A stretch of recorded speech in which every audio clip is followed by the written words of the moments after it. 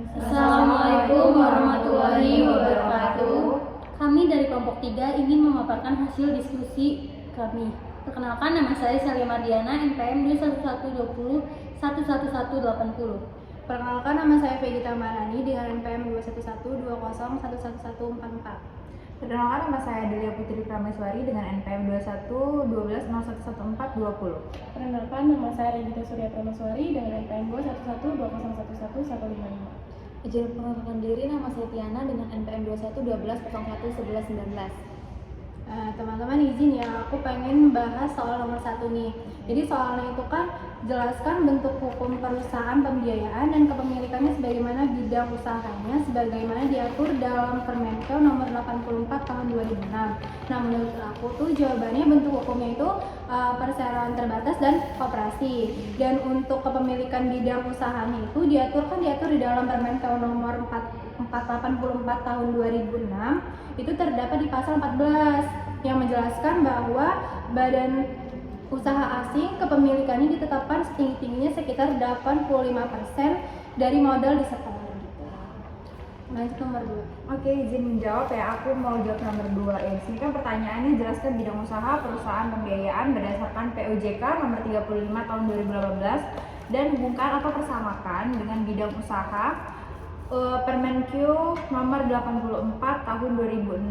Nah, di sini aku menjelaskan dulu bidang usaha dari POJK nomor 35 tahun 2018 itu. Yang pertama ada pembiayaan investasi, yang kedua ada pembiayaan modal kerja, pembiayaan multiguna, sama yang keempat itu kegiatan usaha pembiayaan yang berdasarkan persetujuan dari otoritas jasa keuangan. Nah, terus yang kedua bidang usaha menurut Permenkeu nomor 84 tahun 2006, yaitu yang pertama ada sewa guna usaha, yang kedua ada anjak piutang, yang ketiga ada usaha kartu kredit, dan yang keempat ada pembiayaan konsumen. Nah, di sini menurut aku hubungan dari ini yaitu persamaan dari bidang usaha antara POJK dengan Permenkeu itu yaitu pembiayaan lebih mengutamakan di pembiayaan atau jasa yang diperlukan oleh debitur guna menunjang kegiatan usaha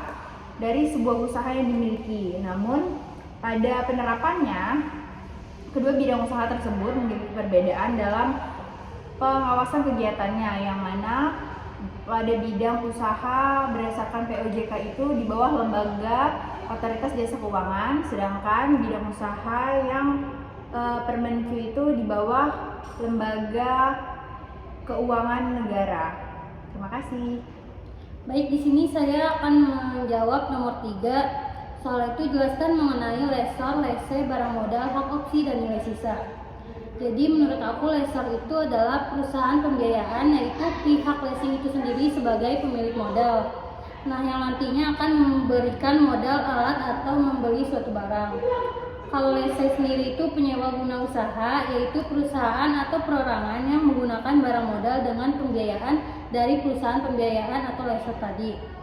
Selanjutnya barang modal. Barang modal itu produk atau barang yang dibeli dan kemudian digunakan kembali untuk oleh bisnis atau perusahaan untuk memproduksi barang konsumsi atau menawarkan jasa yang akhirnya digunakan oleh konsumen. Selanjutnya ada hak opsi. Hak opsi itu hak lese atau hak penyewa guna usaha untuk membeli barang modal atau memperpanjang jangka waktu perjanjian sewa guna usaha. Yang terakhir itu ada nilai sisa. Nilai sisa adalah nilai barang modal yang pada akhir masa sewa guna usaha telah disepakati oleh lessor dengan lese pada awal masa sewa guna usaha. Oke, lanjut nomor 4. Di sini pertanyaannya adalah jelaskan mengenai finance lease dan operating lease dengan ciri-ciri perbedaannya serta jelaskan mengenai sell and leaseback. Jadi finance lease sendiri itu adalah sewa pembiayaan yang dilakukan oleh kegiatan pembiayaan dalam bentuk penyediaan barang oleh perusahaan pembiayaan untuk debitur yang secara substansial mengalihkan manfaat dan risiko atas barang yang dibiayai. Dalam teknik pembiayaan menurut finance lease ini sendiri itu perusahaan leasing sebagai lessor di mana adalah pihak yang membiayai barang modal. Ciri-cirinya yang pertama, objek leasing tetap milik lessor sampai dilakukannya hak opsi. Yang kedua, barang modal itu bisa berbentuk barang bergerak atau barang tidak bergerak. Yang ketiga, masa sewa barang modal sama dengan umur ekonomisnya. Sedangkan operating lease sendiri itu adalah kontrak sewa guna yang tidak memiliki hak opsi untuk memperbarui kontrak ataupun membelinya. Dalam operating lease, sejumlah seluruh pembiayaan berkala tidak mencakup jumlah biaya yang dikeluarkan untuk memperoleh barang modal tersebut berikut dengan bunganya. Dengan ciri-ciri, penyewa atau lease hanya bisa menyewa aset tersebut dalam jangka waktu dan yang tidak bisa ditambah. Jadi antara perbedaan keduanya itu tuh terletak pada memiliki hak opsi dan tidak memiliki hak opsi.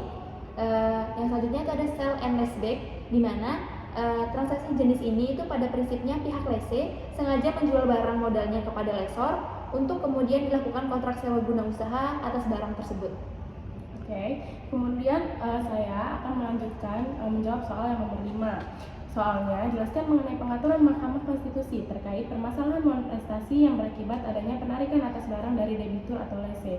Sebenarnya, hal ini tuh sudah diatur pada putusan Mahkamah nomor 2 tahun 2021 yang menegaskan bahwa terkait eksekusi jaminan fidusia itu harus diajukan ke pengadilan negeri oleh kreditur yang bersifat alternatif. Maksudnya alternatif itu adalah ketika terjadi uang prestasi atau tidak tercapainya kesepakatan, maka kreditur itu tidak boleh melakukan penarikan atau melakukan eksekusi sesukanya sendiri, karena harus minta bantuan oleh pengadilan negeri. Jadi harus minta permohonan eksekusi ke pengadilan negeri. Jadi bentuknya bukan gugatan ke pengadilan negeri, namun permohonan eksekusi dengan penetapan pengadilan. Nah, hal ini sebenarnya sudah diatur pada putusan Mahkamah nomor 18 tahun 2019. Nah, tapi putusan Mahkamah nomor 2 tahun 2021 ini hanya untuk penegasan bahwa tidak ada perbedaan dengan putusan Mahkamah Konstitusi yang sebelumnya. Baik, mungkin itu saja mungkin diskusi dari jawaban kita ya teman-teman. Kami akhiri, sekian dan terima kasih. Wassalamualaikum Warahmatullahi wabarakatuh.